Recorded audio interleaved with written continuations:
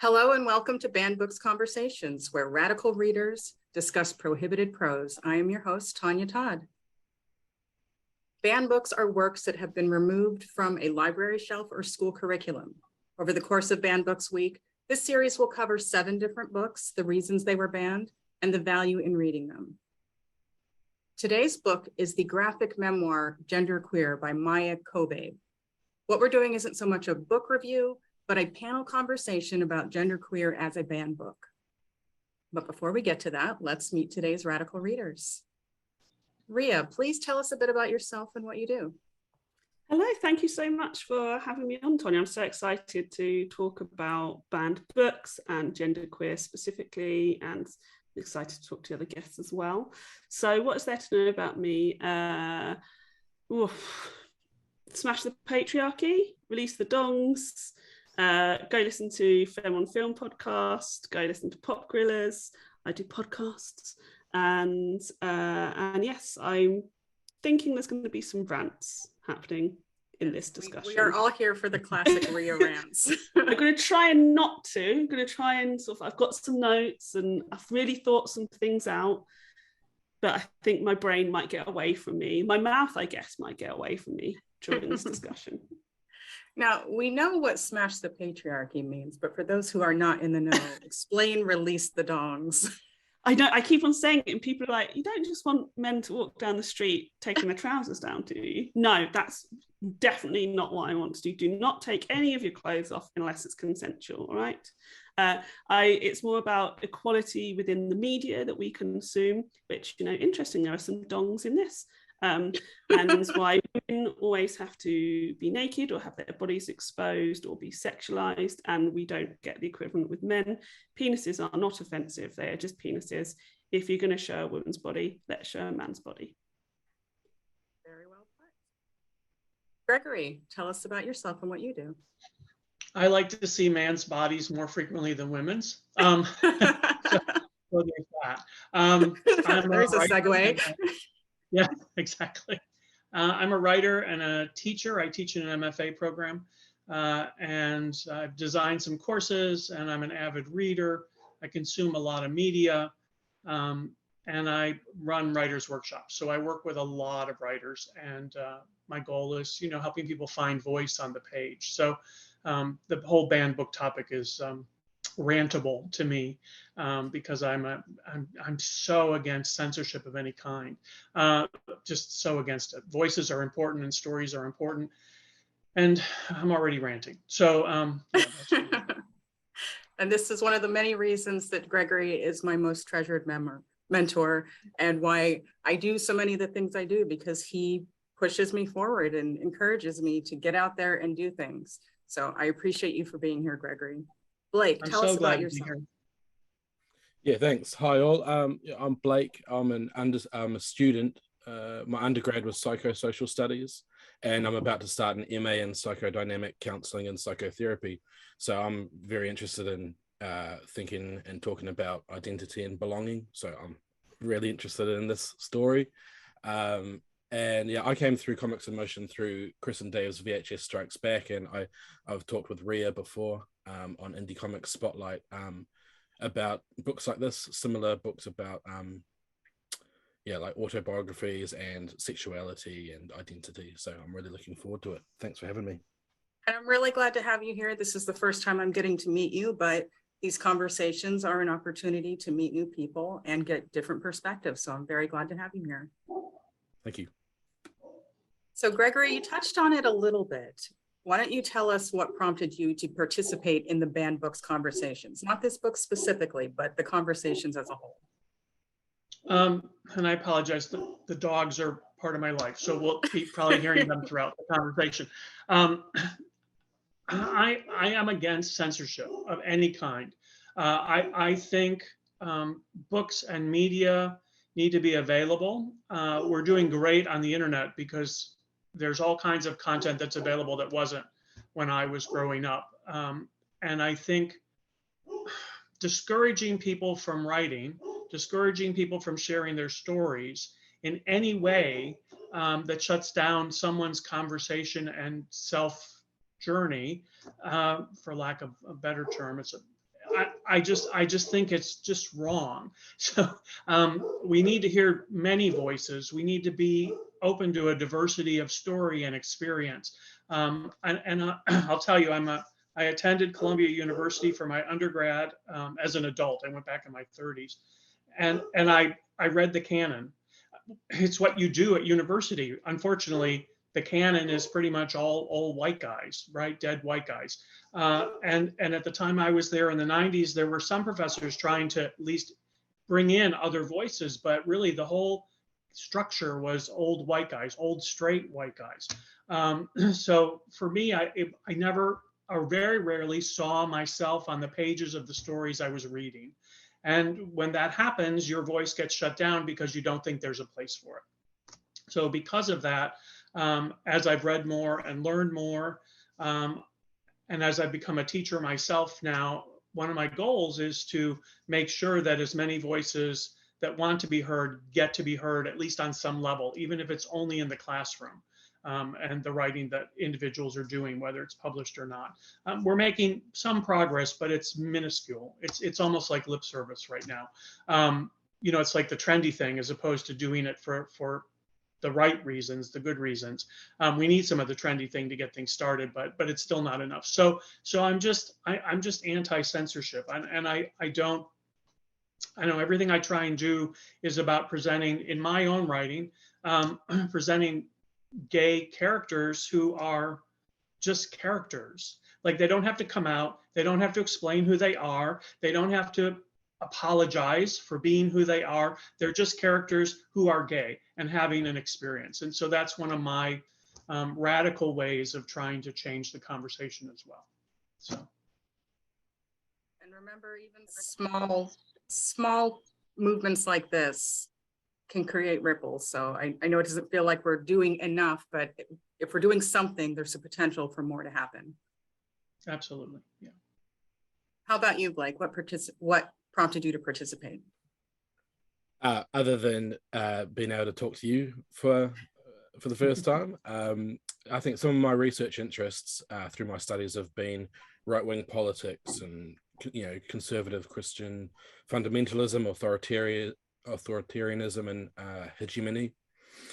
Critical theories like feminism and queer theory are very interesting, and so this book was just like a kind of a perfect convergence of it, what's in the book and what's been happening after it was published. I previously read Fun Home on a recommendation from our friend Tony, and I loved it. I loved the kind of autobiographical story as a way to kind of lead us through these ideas.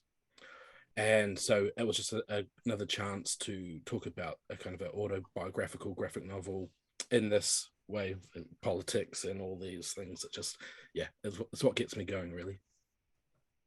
How about you, Ria? I mean, a mixture of everything, but I'll say it a lot less eloquently than both Gregory and Blake. I mean, you said you're doing Banned Book Week. Immediately on it, I think books are hugely important. Obviously, I got to talk to you, and I knew you'd have some interesting guests who I'd get to interact with as well. I wanted to do every book, but sadly, I don't have the time.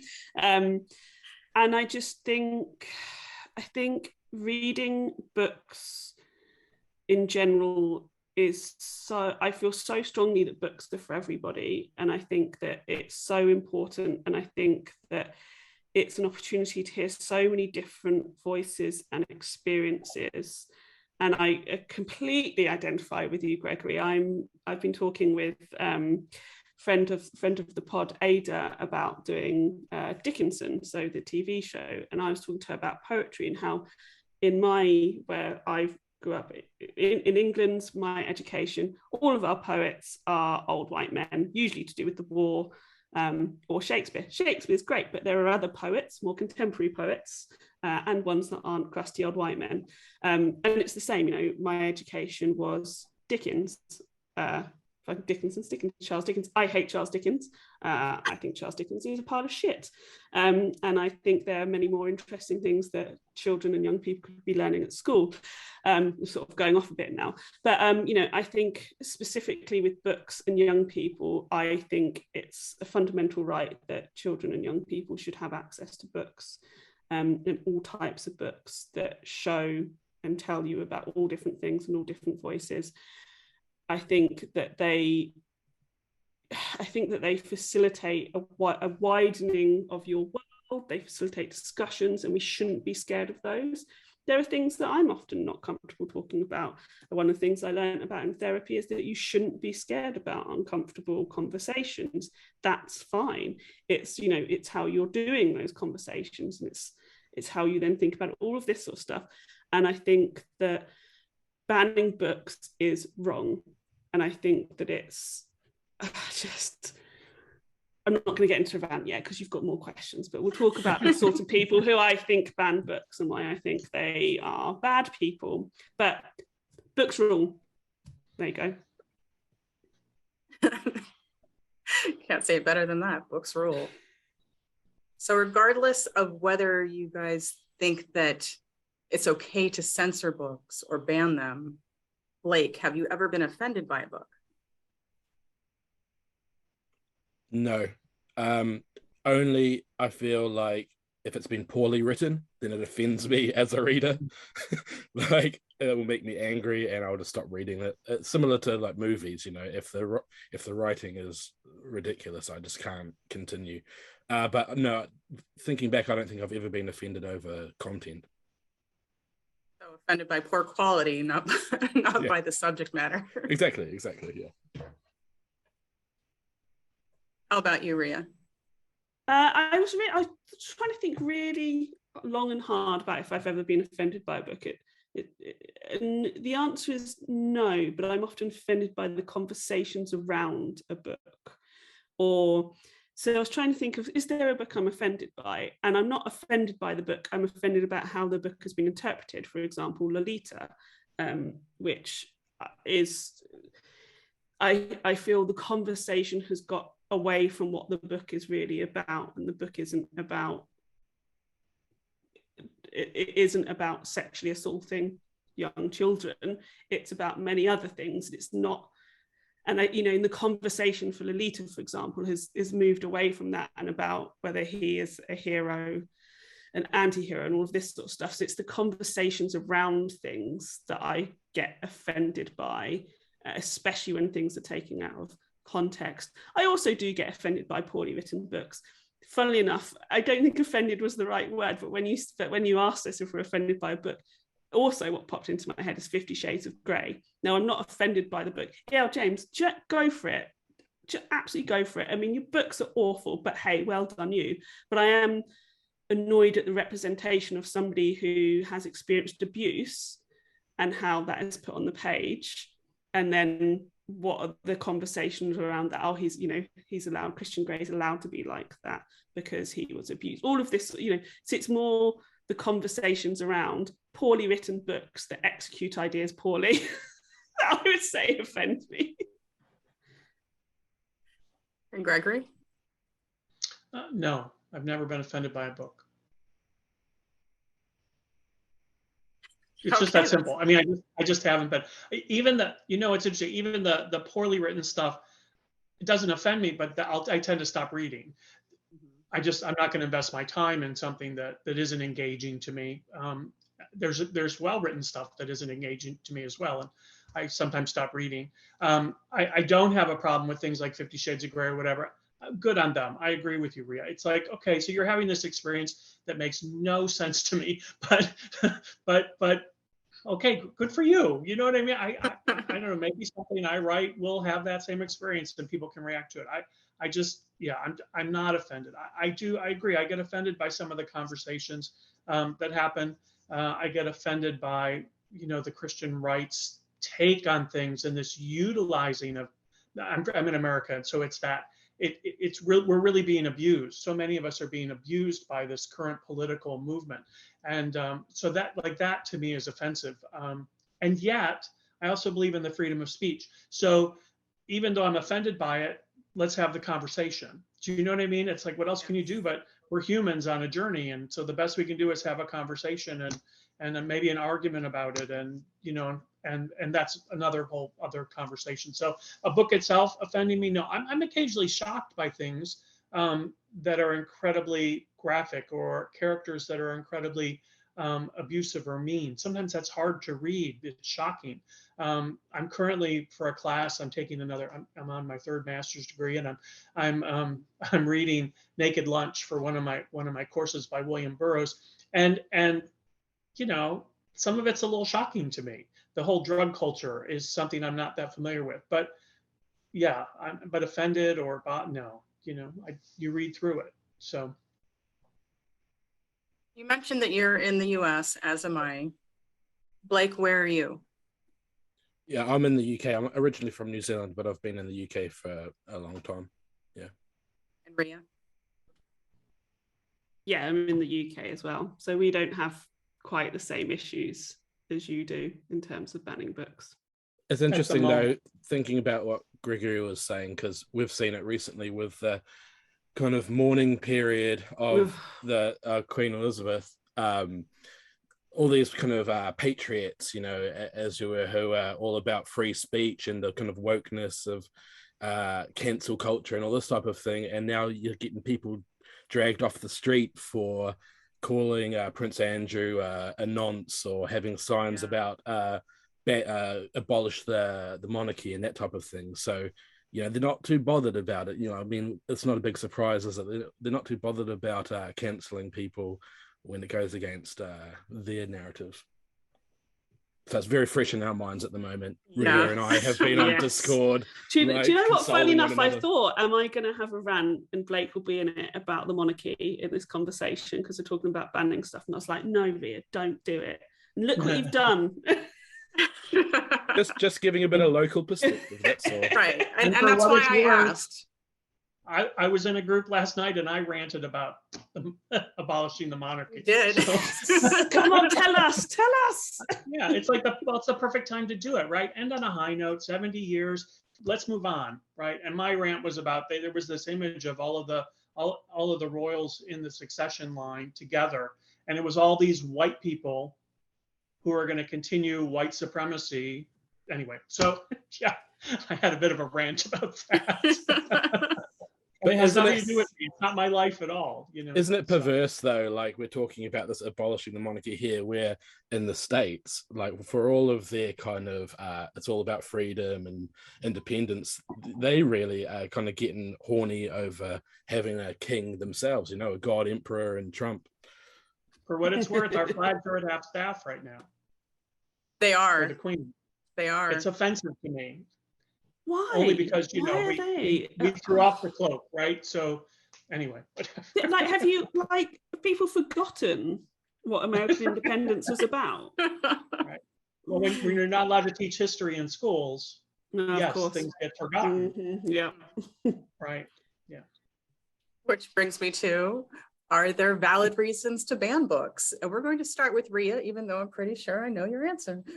Of course, there's no freaking, try not to swear, freaking reason to ban books. It's so dangerous, and you need to look at the people who are banning books.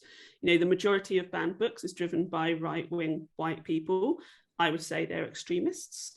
I was trying to do some research as well. That was quite last minute earlier today, and I read that that PEN America found that many of the challenged books, I think this is from last year, from 2021, the books that have been challenged, that have been in schools and libraries and all sorts of that, they focus on communities of colour, the history of racism in America, LGBTQI plus characters.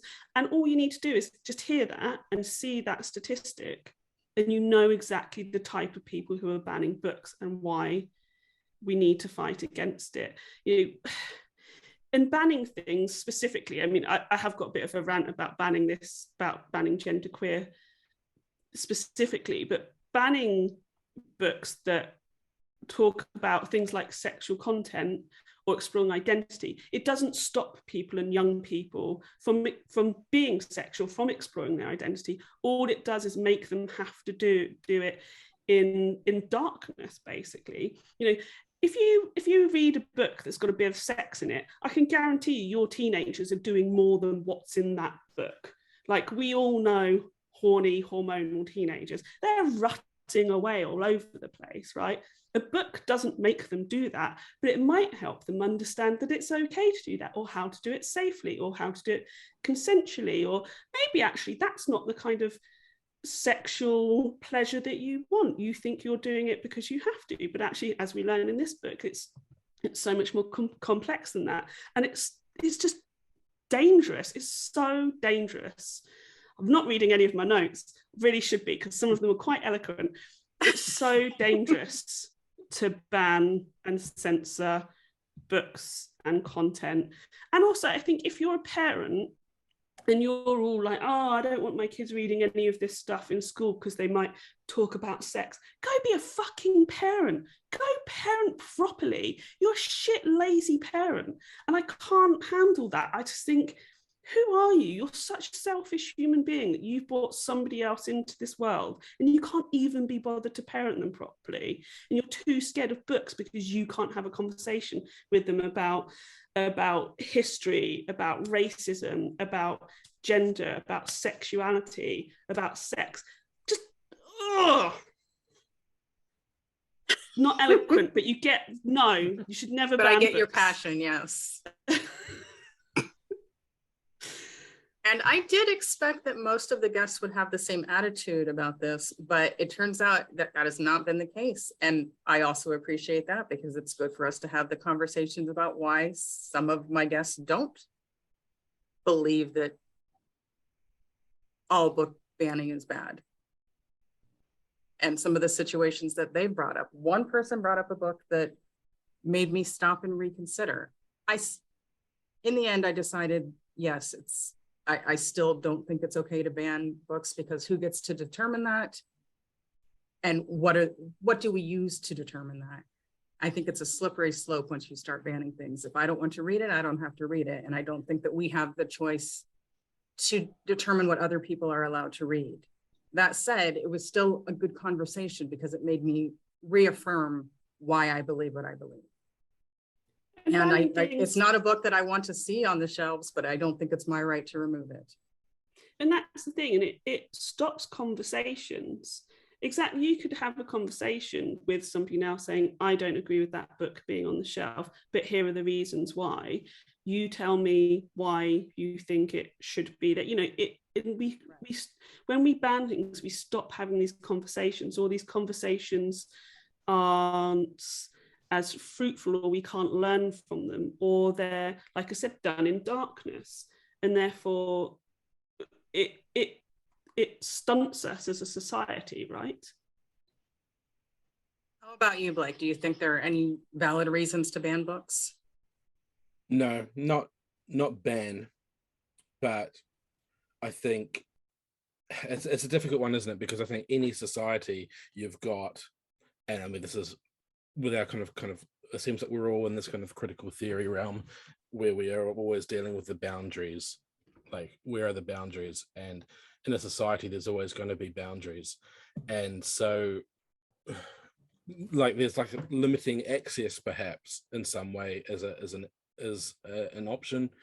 I don't want to, like you said, Tonya, I don't want to say that anyone can't read something, but it makes me think of the parallels to the like pulling down statues, the conversations around that. So people might say, people who are critical of pulling down statues and tossing them in the river might say, oh, well, if you remove them, you're just censoring history. How are we going to know about history? You know, that kind of false flag kind of thing. But then, so what are you going to do? You're going to put like a little plaque on this slave owner in the square, and that people who have to walk past the statue every day and be reminded of the atrocities, but never see this little thing, like that's not going to work, is it? So and then not learn about it in school.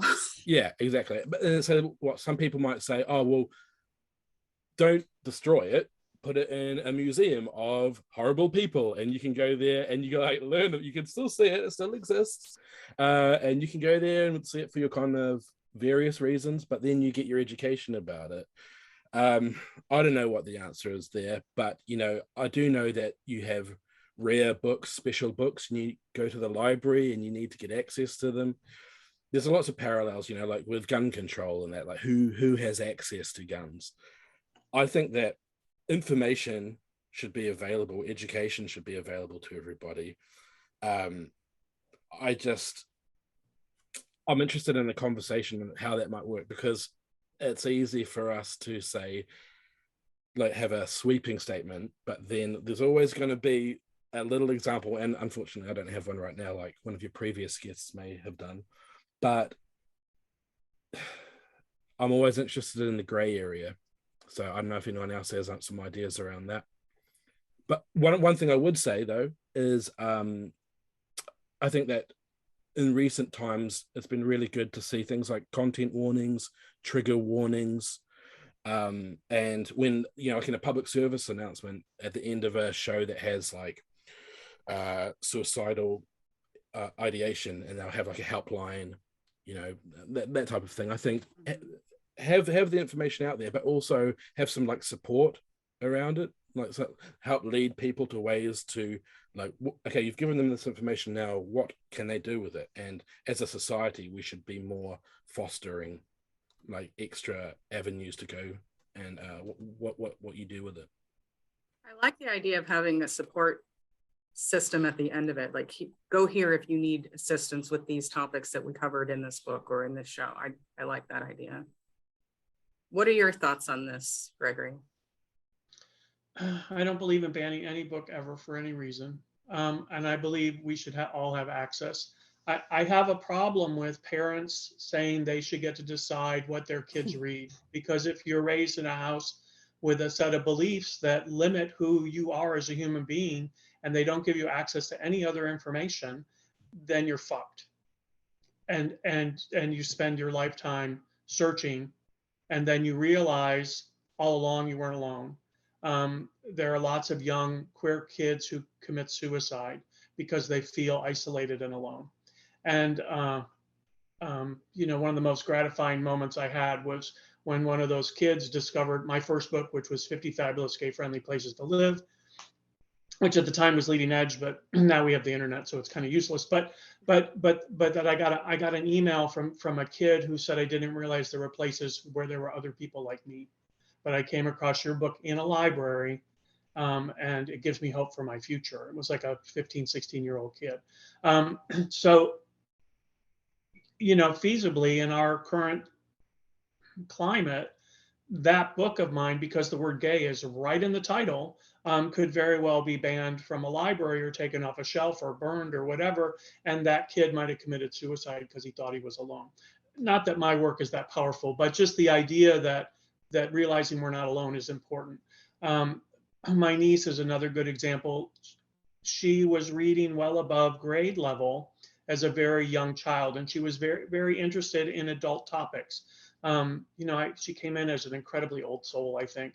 She wasn't bothered or embarrassed by anything, and her mother didn't quite know what to do with this because the librarians weren't letting her check out books because she was taking books that they didn't feel were appropriate for a girl her age.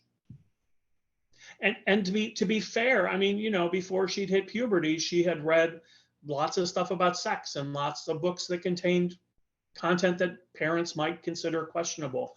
I'm really glad that her mother finally, she and I had a long conversation and took this, let her read whatever she's ready to read, because obviously she's ready to read it. Just be ready to have a conversation with her when she has questions, because she's going to have questions. And so, my niece is now an adult and having a life of her own, but she's a consumer of content, and she's really smart. And, it would have been very easy for her mother to say, well, wait till you're 13 or wait till you're 15 or wait till you're 16. And who knows what would have been lost there too on her journey just toward becoming a well-rounded, well-read adult, So I think the idea of banning books, I'm not for it. I mean, I don't even like, to be very honest, I don't even like rating systems on movies and stuff. I do like that they are doing those announcements and things at the end of books and ends of movies about suicide and about other issues and abuse and things like that for more information, guiding people toward resources. I really love that. But I just think we know when we're ready. We know when we're in search of information as people, and the children are going to be fine. None of this has anything to do with the children. This is about adults being uncomfortable with topics. It has nothing to do with the children. It's never been about the children. The children are fine. They're going to be fine. Humans are resilient. We continue forward on our journey. We've existed for a lot longer than the Christian fundamentalists believe we've been on the planet. So I think everything's going to be fine. The children are going to be fine. It's the adults who have to get over their shit. You know what I mean? So I don't believe in banning books. I just don't believe it. I don't think there's ever a good reason, ever. If you don't like the content, have a conversation about it. If you don't like the content, don't read the book. I mean, it's not that big of a deal, right? But if you don't like the content, don't tell me I can't read the book, right? That's so arrogant. It's so incredibly arrogant that you expect the world to conform to you, right? And that just goes against everything I believe as a human being. Part of that because I didn't have access to information as a kid, right? When the internet didn't exist when I was growing up. So, porn is a challenge without the internet, let me tell you. Learning about sexuality, learning about being different, learning about who we are as people. It's very different today. But there's content, which I really love. I love what the Brooklyn Museum is doing. I believe it's still going on. They're making all banned books available for free for anyone up to the age of, I think, 21 or 22. And there's a great meme by Stephen King, right? Any book that has been banned is something you should rush to read. That's a shortened version of that. So anyway, and I have one other thought. I'm going to go back to something Blake said about tearing down monuments, which isn't exactly related to this, but it is related to this cancel culture idea. And I tell you, I've been to Inquisition museums. I've been to torture museums. I don't think that the statues should be torn down and thrown in the river exactly. I do think history shouldn't be lost and forgotten, but putting them in a museum somewhere that's curated, I think is the right way to go. Right? I think we need to look at why the Southerners who lost the Civil War are still being commemorated with statues. That's a conversation worth having. So a museum is the place to do that, right? With educated people having interesting conversations. So sorry, I'm a little There's right. no This need to topic. apologize. Yeah, I just want to agree with echo what Gregory and Ria are saying about, from the parenting aspect. That I've kind of had that thought as well. Is that as a parent to small children, my eldest is 3, and one of my favorite things right now is just tackling these curveballs of questions that they just kind of completely take me by surprise. What he's picked up in our daily life, and then trying to figure out the what I believe to be the age appropriate, and not his age, but his understanding, his the context and the references that he knows, the explanation for his questions. It's fantastic. And so exactly as the others have said, anyone who kind of wants to ban books wants to ban conversations. And the typical thing is that every conservative accusation is a confession. The problems they see in these books and the fears that they have that their children are going to suffer from these books, it's actually the relationship that's causing the children to suffer because of the lack of this connection and of these conversations. Gregory, I think you brought up a really interesting point that was just escaping me. I've had the thought that parents have the right to choose what content is available to their children, but I was making the assumption that, most parents are generally reasonable, but there are definitely situations where they are stifling their children and preventing them from being themselves. And there's a whole group of people that maybe are not in my circle, so I'm not thinking about them, but excellent point. That, thank you for expanding my mind yet again. Think about the people whose parents have such a stronghold on them that they aren't permitted their own thoughts. And how are they going to find those resources and some material to connect them to who they are? This is not an excuse, but this is some context. I think with the religious right, there's that element, that philosophy of of preaching and converting, isn't there? Where, because going back to something that Gregory was saying about how it's not enough to if you don't like it, don't read it. Like, they just can't, in their brain, they can't handle that, because if you, and especially if you're their children, right? Like, if you are not following the path to God, then you're just kind of like pushing back the second coming of Christ. So they really feel compelled to get into your shit and make sure that you are marching in line. And yeah, it's a tragedy, really. I've got family. I grew up in that environment, and I have relations who are just, that's, God is coming, and it's they are always kind of looking. Like, I'm kind of like the black sheep, as it were, right? So my grandmother will always be like, "Oh, someday, I hope you'll come back to Christ," and this type of thing. And bless her, I love her, but like that's like a cyclical thing, and you just feel like their brains just turn to mush in a way, because there is no way to break out of that cycle and to get new information. And banning books is a surefire way to not get new information. Absolutely. Yeah, I my response to a lot of that, like everybody, I mean, I have zealots in my family too. It's part of the American way of life. But I just don't believe those myths. I don't believe those myths. I don't believe them. So I need some other content to help me journey through life, And if you want to see a fundamentalist Christian's head explode, call what they believe a myth, and it really bothers them. And I think that's one of the things we can do with books, is challenge ideas and expand. And banning books stops that. I mean, it just stops that expansion. So.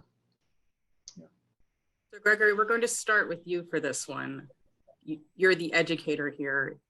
What in general can be learned from reading a book with content that some people find offensive or worthy of banning? You can learn how to, I don't know, fix an engine. You can learn how to make a steak. You can learn how to think for yourself. You can learn how to question everything. You can see yourself on pages that you've never seen yourself on a page before. You can explore the idea of abuse in a way that doesn't make sense to someone who's been abused or groomed to be abused. You can find joy and love and sexuality. You can find, I don't know, the world. You can find any possibility on the pages.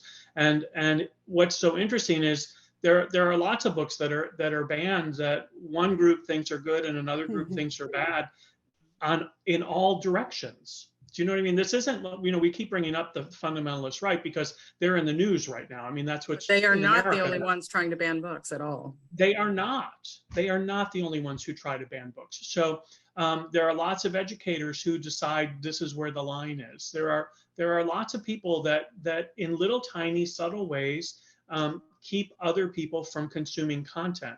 And so I think we can learn anything in books, just in general. Books open the world to us. We can travel. We can travel through people's minds. We can go to fantasy worlds and sci-fi worlds. And you read Jules Verne today, and you're like, oh my gosh, we have all these things that he imagined in those books. That's our everyday life, and beyond. Anything can happen in books. So what can we learn from a banned book? We can learn the same things we can learn from a non-banned book. We can open our brains to possibility.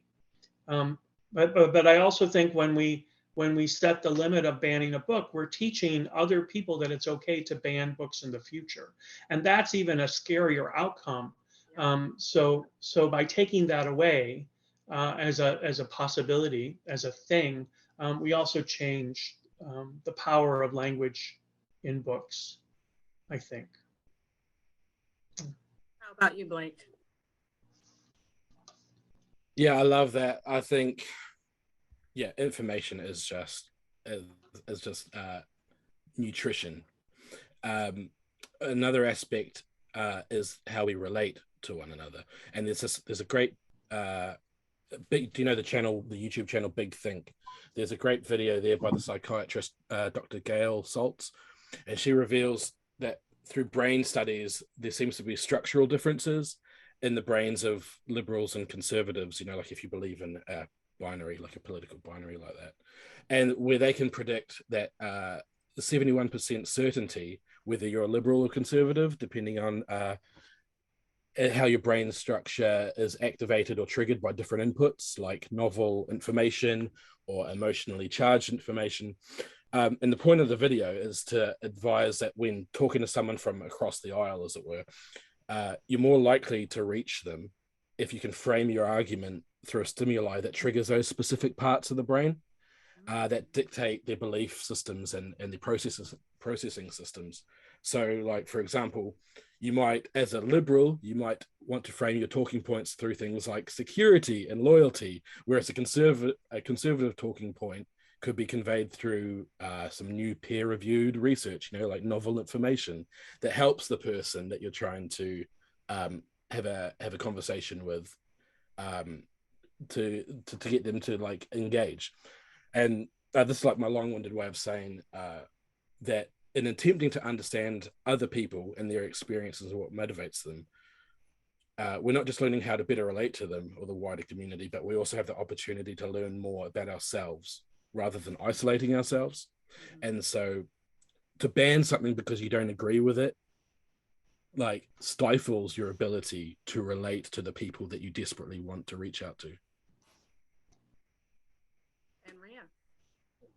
Yeah, I mean, it's not fair going after you two, is it, for this question? I think you two just said amazing things.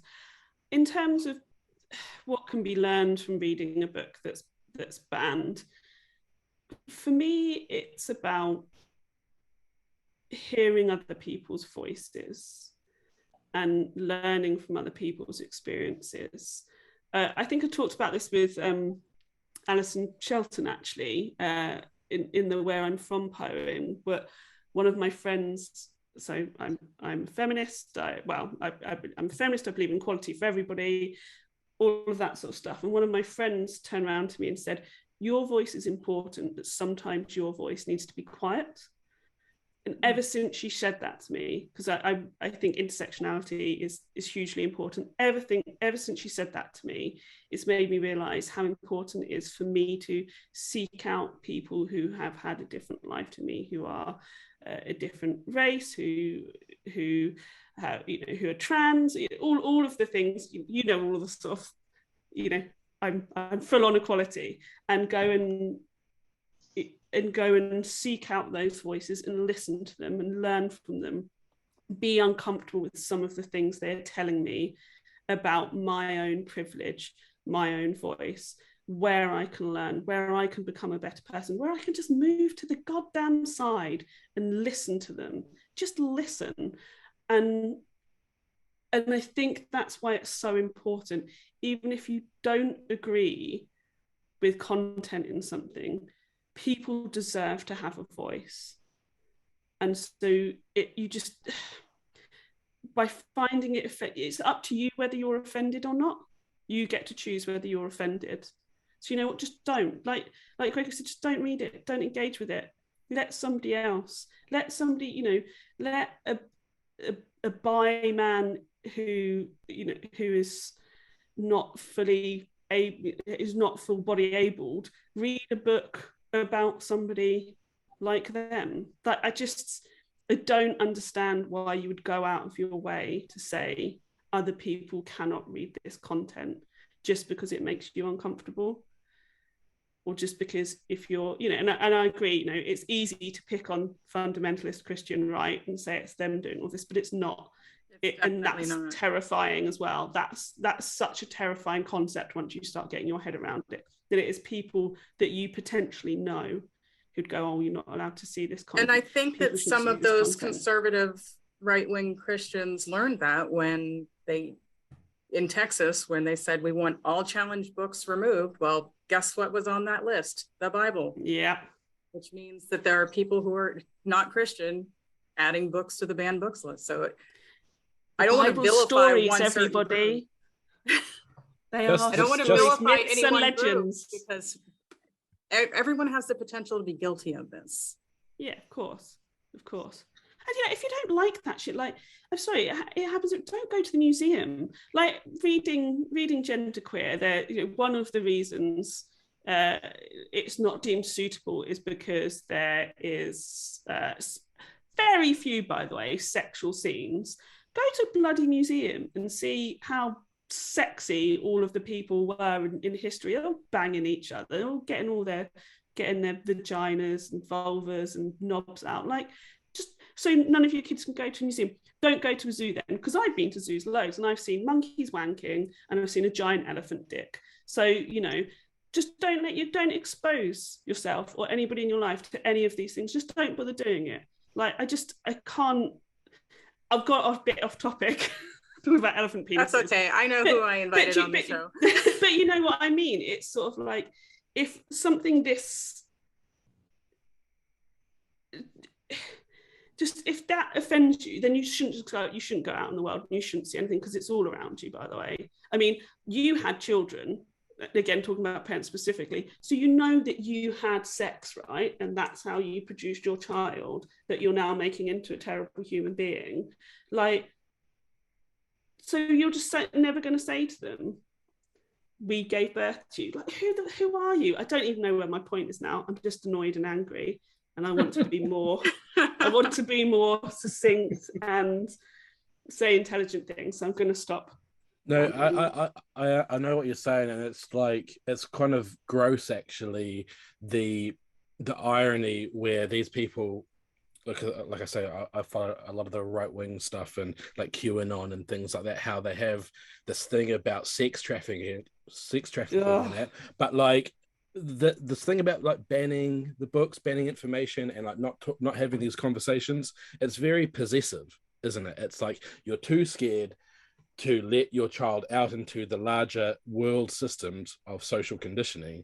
You want to kind of keep them within this family constellation, your fiefdom, of philosophy.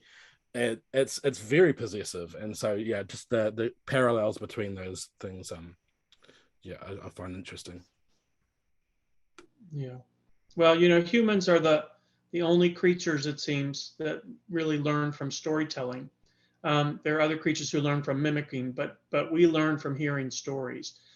So the idea of stopping what you get to hear changes your learning, right? And there are organizations and groups who believe people should be kept in their box. I mean, it's just that they don't want, right, that idea, and I'm with you, I said it, so that idea of, if you don't want me to do this, you don't need to read the book, let me have my opportunity. But their whole point is they don't want anyone to have that opportunity, because they want everyone to live in their box, right. Because otherwise they're wrong. And the idea that they could be absolutely wrong in their beliefs is terrifying, I think. So, I mean, there's so much psychology like balled up into this idea of consuming content, and who gets to have permission, who gets to give permission of what gets consumed, who's in power. And in America especially, it is, this white supremacist idea that that's who's in power and they can't give it up. So they have to take out everyone who challenges that. Every book, every idea that challenges white supremacy. That's really what we're dealing with here, in an incredibly obvious way, with the Trump administration and the MAGA people. So it isn't just Christian, it's a whole other belief system that's being forced or attempting to be forced upon a civilization. So it's extreme, yeah. So let's get into today's banned book, which happens to not fall into many boxes. Like it just doesn't want to fit in the box in any situation here. Genderqueer was published in 2019 as a graphic memoir. And that's graphic as in of or relating to pictorial arts, not sexually explicit. It's a memoir written and illustrated using the same general format found in a graphic novel. Both the words and the pictures are crucial to telling the story. I mention the difference because it's been banned, challenged, and restricted for LGBTQIA+ content, and because it was considered to have sexually explicit images. Many opposed its content, labeling the material as obscene or pornographic. Genderqueer was listed as one of the most challenged books in 2021. That same year, when censorship efforts in the US soared, Genderqueer landed the title of most banned book in the country. According to the New York Times, this controversy put the author, Maia Kobabe, at the center of a nationwide battle over which books belong in schools. And who gets to make that decision? So I want to start with Ria here. Tell me, how did you first hear about this book and what prompted you to read it? I first heard about Genderqueer via our wonderful friend, Tony Farina, who read it and reviewed it for Indie Comic Spotlight. And he, again, the usually very eloquent Tony Farina went down in an anger spiral about prejudiced dickheads, which was just wonderful to hear. And anything Tony tells me to read, I'm pretty much like, oh yeah, I'm going to read that because you're Tony. And then just hearing him talking about it, I was just like, this is something I need to read. It's so interesting, and I love that it's a personal story. I hate that this wonderful, beautiful story has become the center of this argument when it's somebody trying to share their incredible and difficult experience like that. I find really upsetting. But yeah, Tony, thank you, Tony. It's all because of Tony. He's great for that. How about you, Blake? Yeah, quite the same, actually. I heard Tony's impassioned review of it, and I was almost in tears. It was really, really speaking from the heart, really personal stories. And again, anything he recommends, I was going to check out. After that, I saw it popping up in my news feed, regarding the bannings. And I was a fan of Fun Home, like I said before, autobiographical stories grappling with identity and belonging, which is obviously a big part of my training and my introspection. Blankets was the first indie comic spotlight I did with Tony, actually, and that covers Craig Thompson's coming of age and coming to terms with his religion and spirituality. So similar vibes, very personal stories, told in a way to kind of explain to their loved ones a bit about what was going on in their life, their journey. And so I was interested to read it, and when you published the list, I took this as my opportunity. And Gregory? I first heard of Genderqueer, it's been a while now, shortly after it came out. I mean, as soon as the conversation about banning the book from school libraries, as soon as that argument started, and then when it showed up again on the librarian list, I can't remember the award it was given, the Alex Award, I think. I actually bought it at that point because I wanted to support the author and the publisher. So I made a point of buying it. But then I opened it up, and you know me, right? So it's a graphic novel, and I don't particularly care for graphic novels. Just in general, they give me a little headache when I read them. I don't know why, but they do.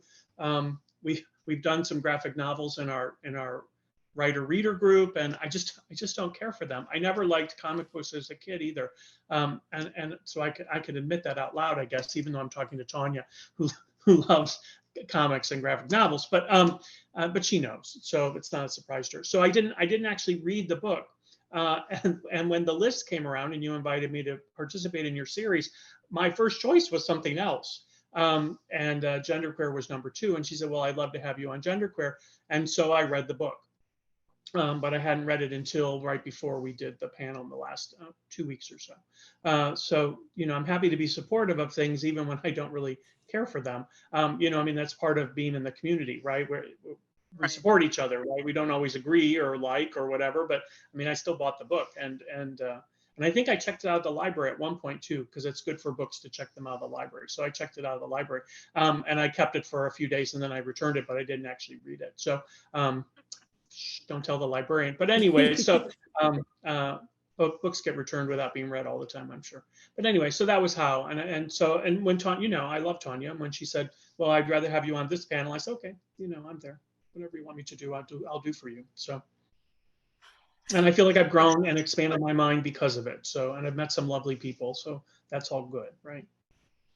When I gave you the list, I did not know that it was a graphic memoir. Like, I didn't know the style. I hadn't opened it yet. I hadn't looked at it. And it was on your list of ones you would consider. And from my part, I wanted to have queer representation on this particular panel. So I asked you to be a part of this one. Then when I opened it, it was Gregory's on this one. I wonder if he knows. I knew. Yeah, I knew. And I put it on my list because it was a queer novel. A queer, not a novel, memoir, but the queer banned book. Right, because I'm gay, and the gay guy should be on the gay panel. You know what I mean? So, not that I can't be on other panels. But, it's not that I just didn't have another gay guest on this particular no, one. it's And I'm queer. Okay, so right. Yeah. So that explains how Gregory chose this book. Ria, why don't you tell us why you selected this one? When I gave you the list, why did you choose genderqueer? Well, the list came round, so I wanted to read them all and talk about them all. And I went, well, I don't have enough time. So I was making a choice between this or Harry Potter.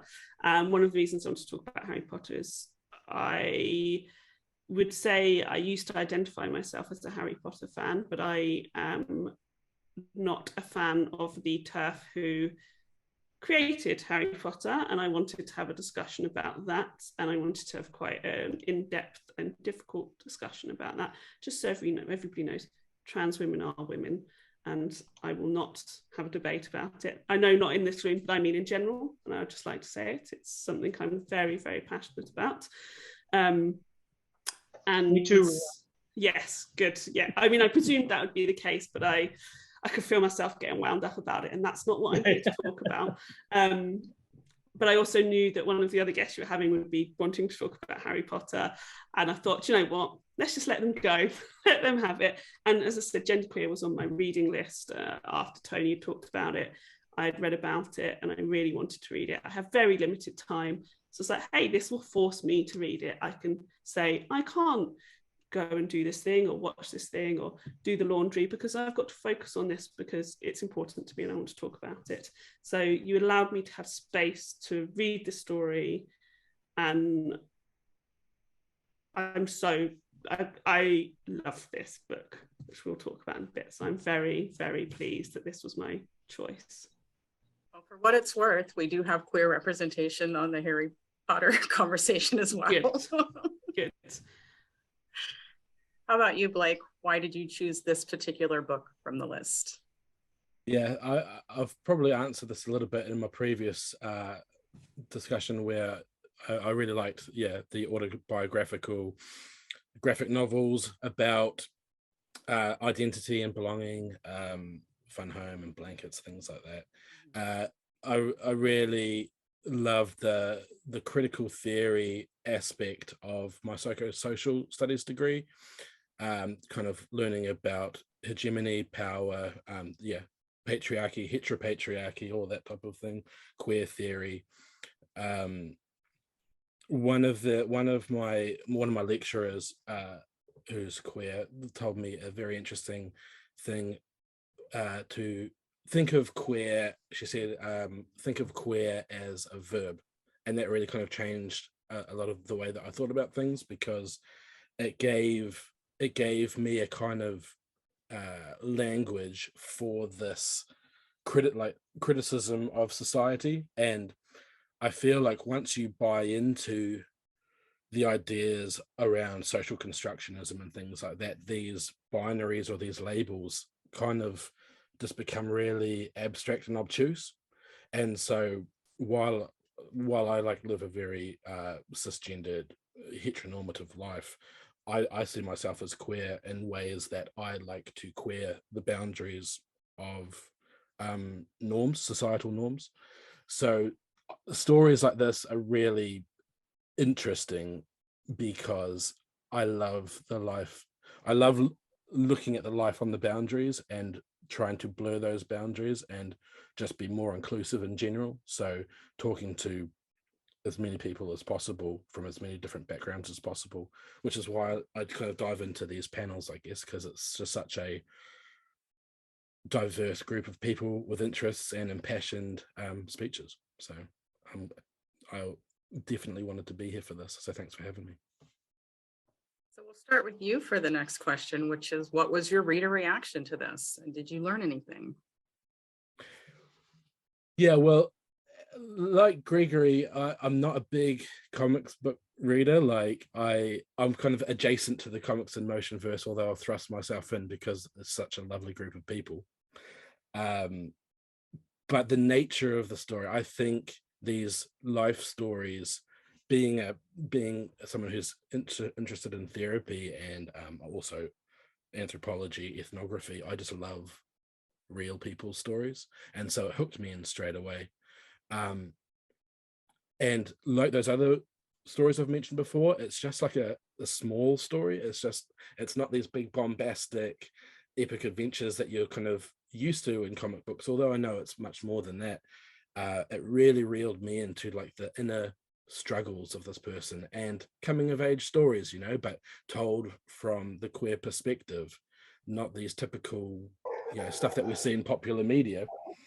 It really, I was just fascinated by the kind of inner dialogue, the inner conflict between the journey that he makes through exploring sexuality and gender, and how those things move and shifted over time, and how they tried to find ways to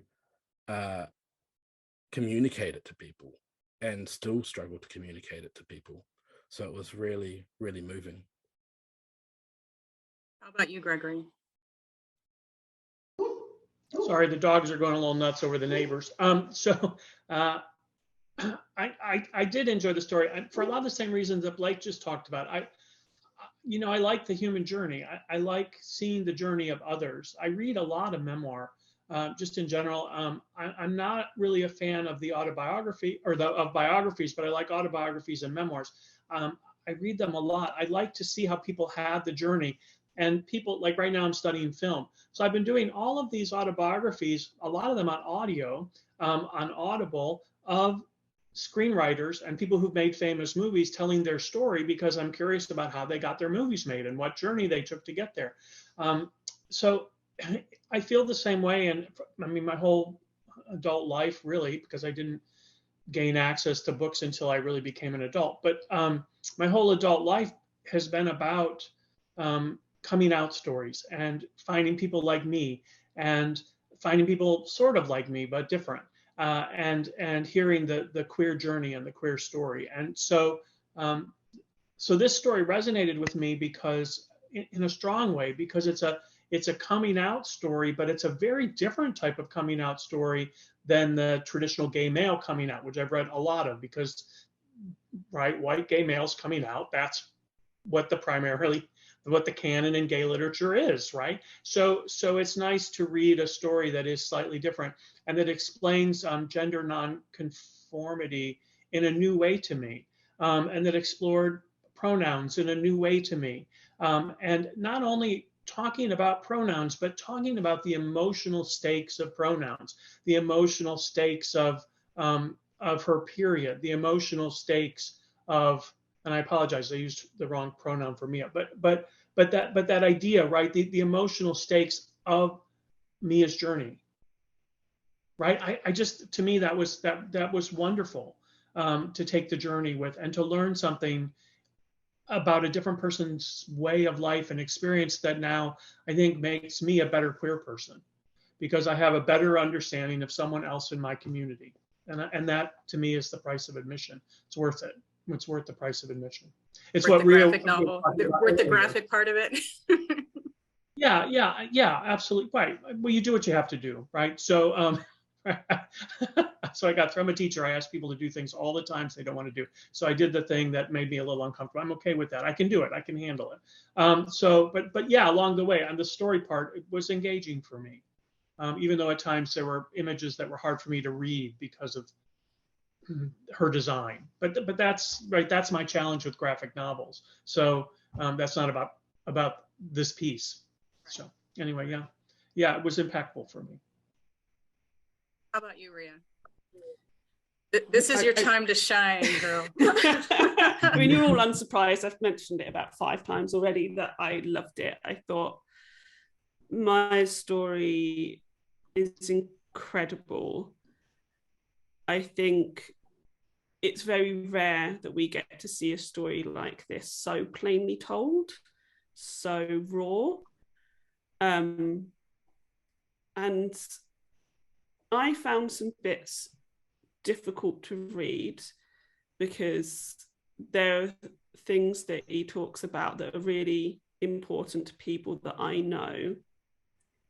And I feel like I need to have better conversations with them around things like pronouns when I slip up, because, you know, we're all victims of our patriarchal gender norm society, and how my reaction to people is often very accepting, like, yeah, cool, that's what you say you are. You know, this, not even what you say, this is who you are. It's not what you say, it's who you are, because it's not a choice. Without maybe sometimes asking some questions that they maybe want me to ask, like, you know, what is your journey? How did you get here? I'm sure it's great for my people who, you know, are part of LGBTQI plus community that I'm accepting, but actually they've got their own stories to tell, and I should be asking them about that if they're comfortable talking about it. And I should be opening my mind so I can be their ally better. And I think that's the wonderful thing about this. It makes you think. It's such a simple story. It's some of my favorite type of storytelling. It's the everyday, it's the mundane, but how Maia is having to react to that, her emotion, apologies, misgendered, is emotional states in response to things like that. And that's so important. And we often forget that in big, bombastic coming out stories or gender identity stories. On a personal note, the older I've gotten, the less I feel that I fit into the straight hetero relationship norm. And I like that this book allowed me to think about that some more for me personally. I think I grew up very much, you know, you're either gay or straight, and that's it.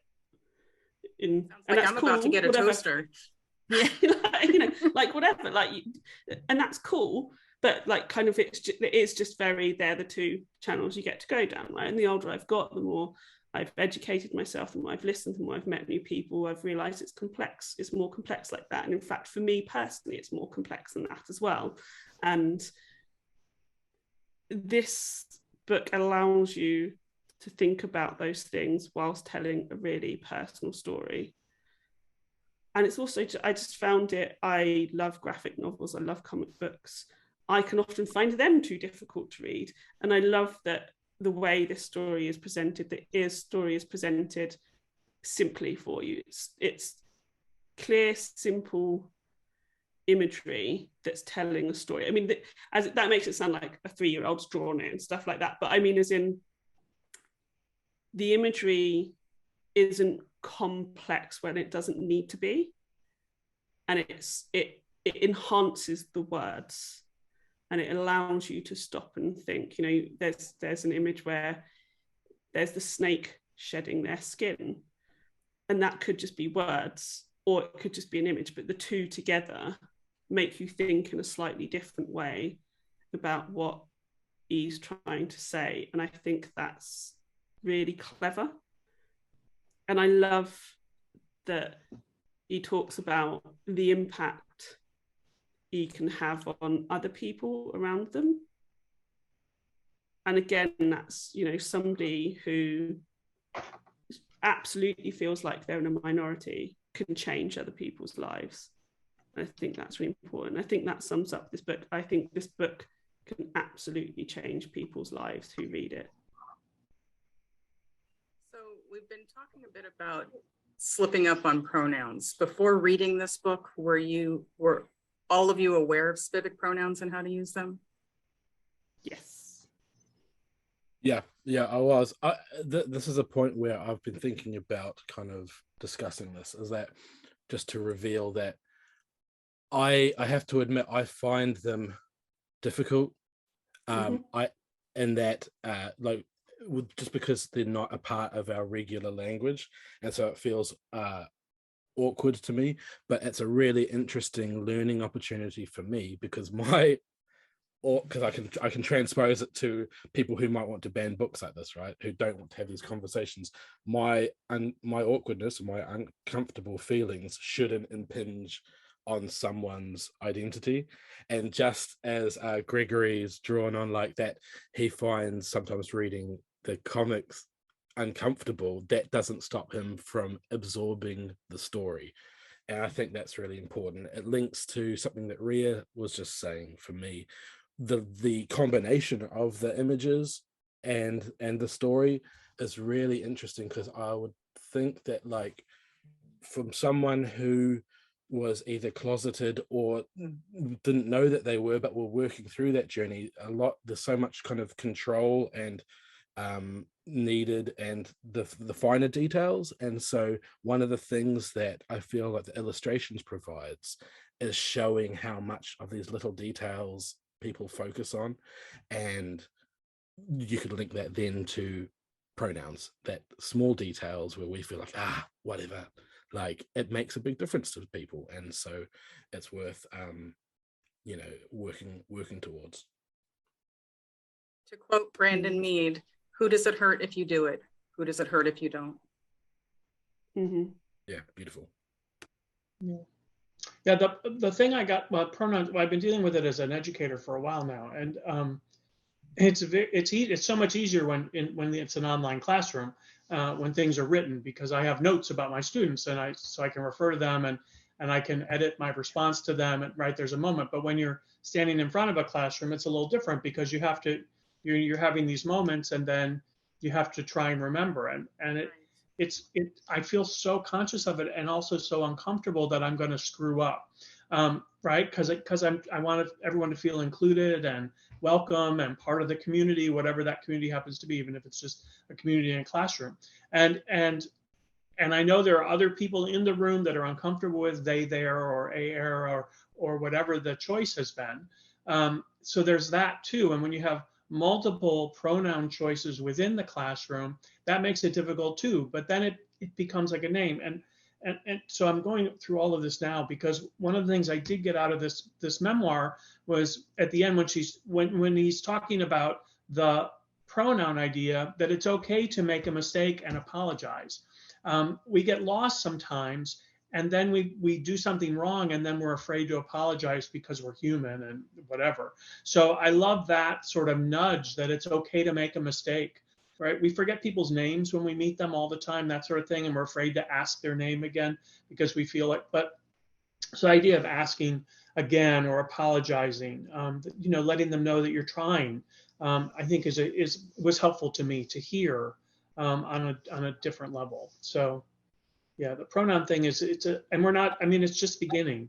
So we have a lot of it coming as we figure something out. I mean, and that's one of the things that you talked about, was the idea that the search for the perfect pronoun, and each person it's like choosing your name. I mean, each person has to decide who they are and what they want, how they want to be acknowledged on the planet. So yeah. I think once we have more representation in media that we can see and hear versus just reading, where it becomes something that our brain can hear, because just seeing it on the page, okay, you see it, but maybe you're not really sure, how do you say it? Like, how do you pronounce it? And it's hard to make it something that is part of your vocabulary if you don't know how to fit it into the sentence properly. To me, it feels like another language, and you just have to practice until that piece of vocabulary is a part of your vocabulary. Mm-hmm. Yeah. I worked with somebody in my previous job who went by E, and then changed it to. God, I really hope I don't pitch to is it A? I've probably done it wrong now, so I apologise. Because they felt that the E was too close to he, and people would constantly mistake it for the he. And I was like, great, all right, I'll just do it to the A. I've forgotten. It was like a year ago, and my brain is mush, which is terrible. And I promise I will go after this and remind myself what the replacement word is. But what did it do? It didn't affect me. I was like, great. It's just as if it said that you changed your name from Jack to Helen. Like, it doesn't. And if I got it wrong, it was like, yeah, it's not that anymore.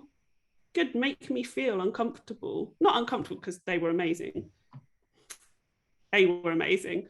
But it's like, and it didn't make me uncomfortable. But, I also think it's amazing that A had the confidence to be able to call people out. And I think that's also, as we learn in this book, that's really difficult. Those scenes I found so uncomfortable to read, just because I felt so terrible for Maia. I was just like, this, all you want to do is be acknowledged by how you are and how you acknowledge yourself, and the bravery of coming out and trying to correct people. And I fear of just saying it, of exposing yourself, I should have said something, but I didn't. Yeah, I found those incredibly powerful. Those I want to say scenes, but they're not scenes because they're from Maia's real life. But I found those incredible and important about us making the effort, listening, maybe taking a pause before we go in and start going, "Hey, ladies," to people, just because somebody presents as a typical woman. It doesn't mean that's how they want to be. Guys, we use guys, right, all the time. We go, "Hey, guys," that all the time. For a group of people who are all across the gender spectrum. And it's sort of like, why are we using gendered language when we don't need to? I played with that in one of my classrooms, that I refused to use guys, and every time someone used guys, I would change it to gals, and it made the men incredibly uncomfortable, and that was great fun. I mean, it was just great fun to put them on the spot like that, and the women were like, finally someone's talking about this.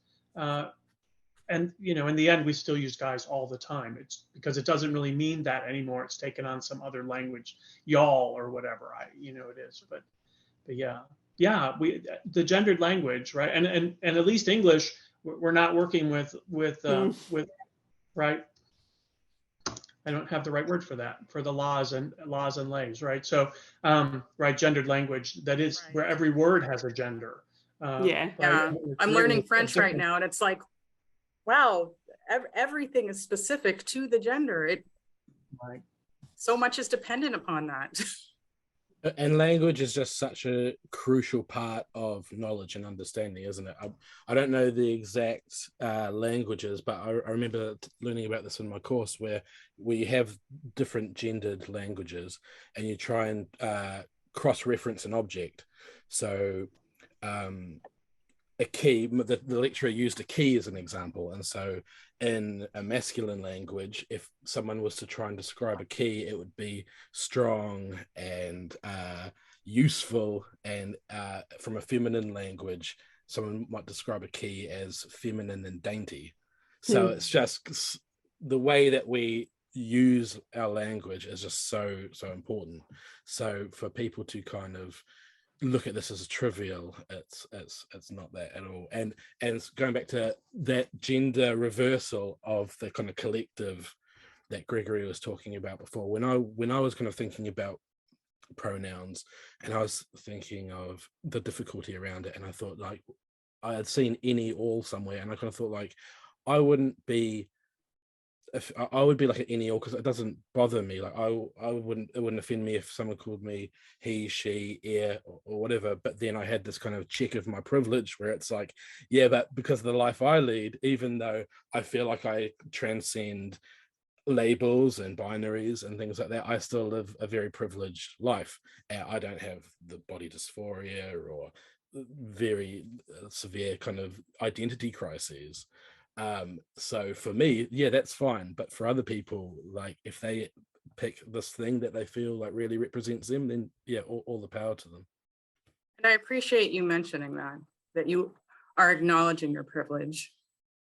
I also think just look at the conversation that we've just had based on this book. Yet this is the book that has people in an uproar. We're in all different parts of the world. We've had all different backgrounds, and we're all contributing to and none of us have had this particular story in our lives. Like none of us can identify with precisely this story. Yet critics of this memoir, it's fueling book burning fires by posting images. And sorry, to me, it's upsetting to me. The way people are posting images from it, it's triggering people to think of this as something different than what it is. And I want to know, what do you guys think about the social media assaults on this particular book? And we'll start with Gregory for this. Well, my bottom reaction is, every year it's a different book that's at the core of the anger that's being used as the tool. Two boys kissing for a while. Jean Sabule's I Kissed a Girl. That was a number of years ago, but that was at the center of some destruction, right? They were burning CDs, which is silly to me too. But it's always something. So it's going to be whatever it is. This is that use of the media. And the one thing that living in the box people do very well is utilize the media to inform and fuel and keep all the talking points together for the group of people. Because if you talk to anybody about anything related to this, you get the exact same 6 talking points back from them. It's just how it works. So of course they're going to use, there are some images in here that are a little difficult to take. And that's the point, right? They should be a little bit shocking and a little bit hard, because this is reality. And this is what this character, what this woman is, what Maia is dealing with. So sorry, I don't have all the right words. And it's not. But we're working on it, right? We're working on it. Working on it, right? Working on it, and thinking more about it because of the book. But the use of media, it's one of the things social media is really good at. It's good at rallying people. So a few graphic images taken out of context are excellent because they fuel the people and make the point. They get their 6 talking points. They go to their school board meetings and they have a meltdown over the 6 talking points in those couple of images. It's marketing. Infuriating. It's just marketing.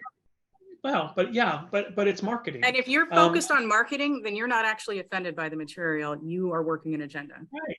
No, they're working an agenda. Absolutely. It's totally an agenda. I don't think the majority of people who are standing at school board meetings or arguing on talk radio have even read the book. They haven't. The majority of them haven't. They've gotten their marching orders from the corporation, from Fox News, and it's what they're doing.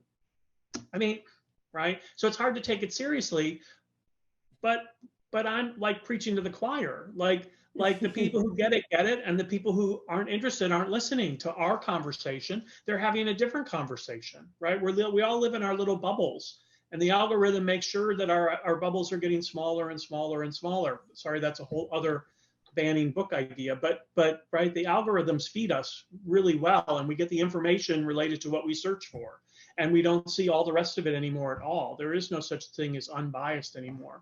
So I'm sorry, I've wandered off and haven't actually answered your question. I don't think you're going to change that machine. You're not going to change that machine. You're not going to shut down Fox News and the box. It's just not going to happen. So it's about counter programming as opposed to arguing that. Do you know what I mean? And there's no good leftist trying to put us in our box with our 6 talking points to go and have our marching orders because we're more into independent thought. So, so it's really hard to fight that. It's just really, really hard to fight that. And that's why I think the Republicans over the past 30 years have become in America have become so successful, because they can conform to the box, whether they believe it or not. I don't think a lot of people believe in this. I think it's the marching orders. It's what you do, right, to get your judges. Because that's in the end, I think, what it's really all about. But I'm way off topic now. So, but it's all connected, isn't it? how's that for our little rant there, Ria? Yeah, I love it. It's great. More. Let's pass to Mike, Ria. I think what you're saying about the marching orders is really true. John Ronson did his recent series Things Fell Apart, and one of the episodes on that he talks about, I think it's called Banned Books or Dirty Banned Books or something like that. And it's that exact sort of thing, that they take one thing out of context and use that to structure their whole argument. And there's no nuance, there's no wider discussion. This is it. It's exactly, I'm just repeating what you said, terrible. I'm being a privileged white man. Just repeating what you said and making it my own idea. And that's it. And so, because it doesn't allow any further conversation or context, the decision makers, they see a bunch of people saying the same thing over and over again. They go, we don't have enough money, we don't have enough resources. Let's take it off the shelves now and we'll go and investigate it. And then it comes back on the shelf 6 months to a year later. Well, the damage is already done. Or if I'm going to try and be positive about it, maybe it is the Streisand effect, which sometimes I like to be positive and not just angry about things, that maybe that these terrible people banning stuff and talking about it on social media means that there's at least a handful of people will see this and go, I need to go and seek this out. This sounds like something that I can relate to, and it makes that handful of people feel like their place in the world is deserved, that they are not alone. And sometimes, I know everybody, shocking, I need to see the positives. Mm-hmm. and I need to think that, especially with genderqueer, I think it's really important that Maia is protected, and the publishers did a lot of that. But I also think it's important that we focus on some of the positive stuff, and maybe these terrible people burning it and waving it around out of context is making other people have more knowledge of it and seek it out. Don't shatter the bit of positivity I have, please. I'm looking at you all. No, I agree with you. I mean, I said it earlier when this book first turned up on the banned list. The first thing I did is went and bought the book. Do you know what I mean? If a candidate's having a problem, the first thing I do is write a check, because I am a privileged white guy with some money in the bank. So I write a check, right? Because it's the best I can do sometimes. You know what I mean? And I'm happy to do it if I believe in the cause. So yeah, I agree with you. I think amplification has some really positive results. When as you were talking, I kept thinking about Ginsburg and Howell. I kept thinking about the books that weren't allowed into the country because they attempted to ban them, and then the court cases that came out of that. I'm drawing a blank on that stand-up comic from the 50s and 60s, Lenny Bruce, right, the American comic, who was arrested over and over and over, and because he was considered obscene when all he was doing was having a conversation that the establishment didn't like. So yeah, absolutely. I think there is a positive response to a lot of what happens. Every single book that ends up on those banned lists ends up being a bestseller. Right. I mean, I would love for something of mine to be banned. I mean, absolutely. I'm seriously, right? Let's have some controversy over something. Like if I could just write a book like that hits it and gets banned, I'm going to sell 1 million copies. And that's, so see, there is positive that comes out of it. There are a lot of people who purchase it, and there are a lot of librarians who are taking up the true fight for us. right? We're just having a conversation on the internet, but there are these librarians who are getting death threats in America, who are going through all kinds of really hard things in their communities because they believe the books belong on the shelves. All of these banned books belong on the shelves. They belong in an accessible place. So, I mean, there are people literally on the front line. Nora Roberts just wrote a check to that library in Michigan, right, where queer gender is right at the center of the conversation, where they defunded the library. I mean, they defunded their library over a book. It's just right. But people are stepping forward and having conversations about it because that happened. So there is all this positive, like, this is still going on. Oh, we need to do something moment, right? So I agree with you. I think there's always good that comes out of stuff, if we can step back far enough to see it, you know. You have anything to add to that, Blake? Yeah, no, I agree with that. In that sometimes we just need a shake up out of like a bourgeoisie kind of apathy to actually do something. I one of the things that strikes me about the kind of complaints about this, though, and I mean, their arguments are always so paper thin, but one of the things is about explicit images, and I really had to rack my brain, like, thinking back, like, how like explicit is this? And I've been scrolling, just like whizzing through as we've been talking, and from what I could see, there's like a kiss with like a bare back. Maia undresses in the doctor's office, which is crazy if you were going to call that explicit, because it's very clinical, and it really is an important point in her story about how he feels about her body. It's not sexual at all. And they're really, and then the blowjob scene, which is, you know, if you've seen any kind of explicit imagery, it's the least like sexual, for a good reason, blowjob kind of depiction. And so it just strikes me as this crazy paradox where they want to ban this because of like explicit imagery, but they're happy for their kids younger than this book was targeted for to read like superhero comics where you've got buxom females with lycra up their ass crack and like dudes with the big pecs and guns and bulging cod pieces. They're happy for all that to come about, and not that I have a problem with those either, but you know, it's these like it's the balance, you know. Don't mock the lycra or the latex. Exactly. I'm here for it, but it's balanced. Right, they're all cisgender, though. I mean, that's the point, that those characters with the bulging cod pieces and the bosoms that are overflowing their costuming, right, are all straight people. Exactly. So they're actually not. And, well, not right. That's changing. That is changing. But superficially to them, right, because they're not going to delve into it. If you don't. But that's it. Beyond the image. And that's the other thing that strikes me about this is actually, and it goes back to what Gregory was talking about kind of traditional coming of age stories, you know, like from a gay or lesbian perspective, is that at least from what I've seen, a lot of it is sexuality is a big expression of that, you know, like their sex life, and how the fears and the liberation and that comes through that. In this coming of age story, it's actually hinged around asexuality, and that was really interesting to me. Yes. And I think that the explicit images is a red herring, and that really what terrifies them is the non-binary aspect and asexuality, because in their kind of the Protestant work ethic kind of setup, they need the nuclear family, and no more so than a post-pandemic with the kind of slow revolution of work, the attitudes around work. They really need, the boomers really need the young guns to get out there and work again. So asexuality, non-binary identities will terrify them.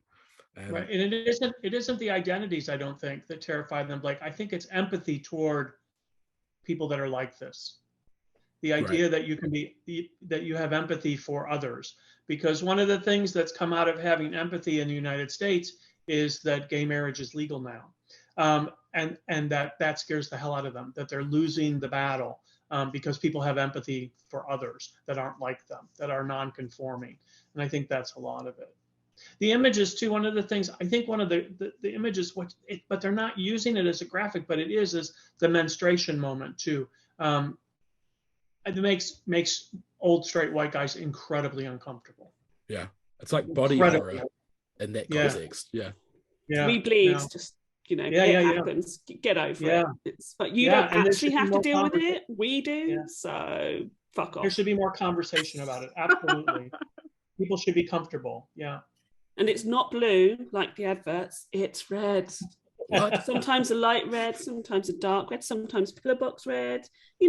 All the different shades. Just it's fine. It's not blue. Yeah.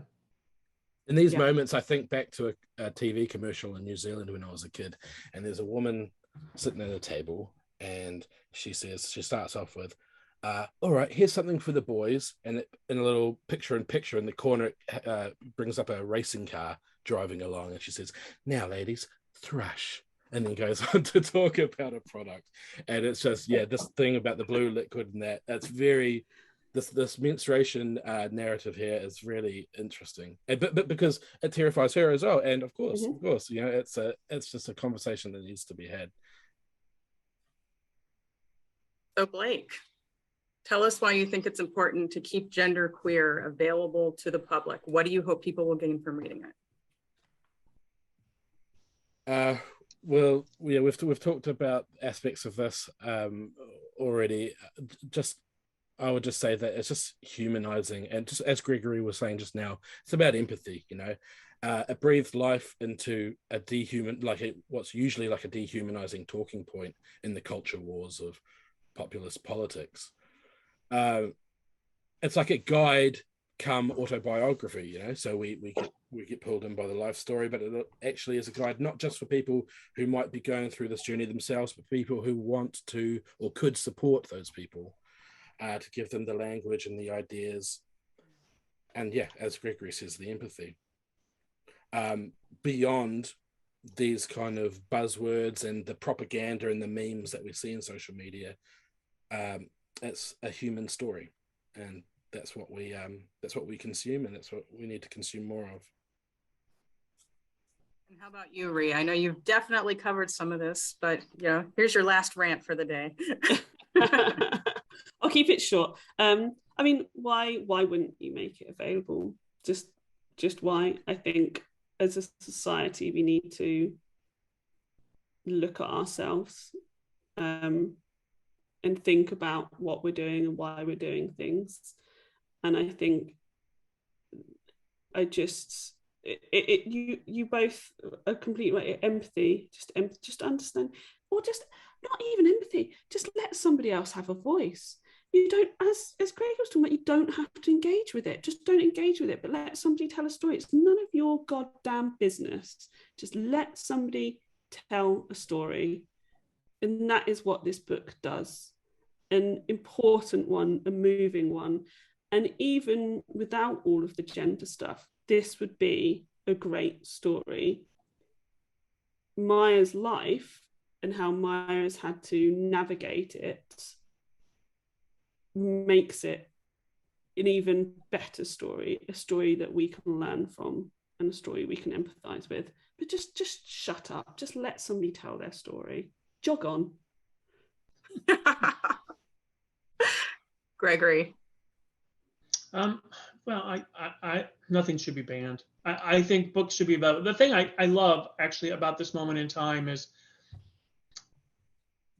if you go to Amazon, you get whatever you want, more or less. There are lots of online booksellers where books are available, but libraries are important because not everyone is privileged enough to have an Amazon account and a credit card. And so books need to be available, and libraries are a resource on so many levels, books, education, computer access, community space, clean bathrooms. There's all kinds of things that libraries all over the country provide to their communities beyond just the books on the shelf. I mean, the books are important, but they provide all kinds of other access. And we're incredibly, so many of us are incredibly privileged to have money and an Amazon account, and not everybody has that.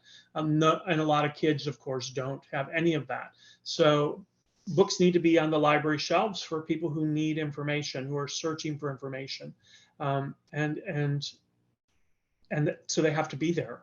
And we have to keep supporting libraries and librarians. I love librarians. They're some of my favorite people on the planet. And we have to support that. And the books should be there. And these people who can't take it should go fuck off. I mean, really, right? It's just enough, enough. Your book is 2,000 years old. Let it go. Let's move on a little bit. There are more ideas. So, yeah. The sun came out as I said that. Yes. Do you have any final notes, Gregory, on why people should read this specific book?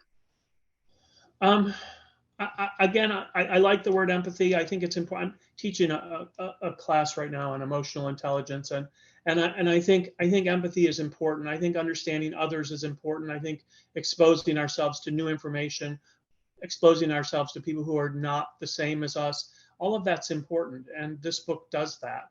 And there are lots of other books that do this as well. So I think staying open to content. I agree with Stephen King.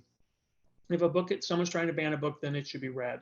We should all read it. It's important. There's a reason, there's a message in it that someone doesn't want us to know, so we should know it. Well, that is it for today's Banned Books conversation. Thank you all for your thoughtful input. I mean, I know you didn't think so, Ria, but I thought you handled sharing your opinions with grace. I appreciate having all three of you on here. You brought interesting perspectives, and I think it was a fantastic group for this particular book. Before we wrap up, Blake, tell people where they can find you and support your work. Yeah, thanks. I'm on Twitter at Blake Byles. That's BlakeByles. And on YouTube, just search for the same name on there. I've got some video essays on there from QAnon and the evangelical intersection there, and agoraphobia as an urban condition. I'm also on several podcasts in Comics in Motion. Indie Comics Spotlight is one of them that we've mentioned several times. And yeah, thanks. How about you, Ria? Yeah, come and find me on Twitter at Ria Carragan and at Film on Film Pod. And I'm on Comics in Motion. I'm a Pop Guerrilla. And if there's anything you can do for me after listening to this, it's not directly related, but I just want to say that there are more than 14 million people in the UK who are currently living in poverty. Many of them are struggling to eat. We have over 1,400 food banks. So please just go out, donate to your food bank, go do your local shop and chuck some stuff in, donate them some money. In 2020, I think it was, there was a record 1.9 million food supplies put out to people. We are struggling. We are in a cost of living crisis. I'm on my soapbox. Please go and donate. They're really important to me. Please go and do it. Don't follow me. Don't listen to anything else. Just go do that, please. People are starving. Children are starving. Go feed them. And send me the link. I'll put it in the show notes. Oh, I love you. I'm banging on about it a lot at the moment. So this won't be the only place. But I'll be like, I'm not going to wrap it up. I'm just going to talk about how we are terrible. No, talk about how we can help. That's what you need to do. There's that positive spin that you wanted, right? Thank you. Love it. Gregory, call where to can action, people find girl. you? Yes. You always have to make a call to action, right? I do work in comms and marketing, so. My website is gregoryakompes.com, Kompes, and you can join my newsletter there. I send out a newsletter once a month with a little fiction in it, and whatever events I'm doing. I'm all over social media at Gregory Kompes. So follow me wherever you're comfortable doing that. Thank you to my lovely panelists. Thank you to the audience. If you enjoyed this conversation, please like, comment, and share. Thank you for listening. And more importantly, thank you for reading.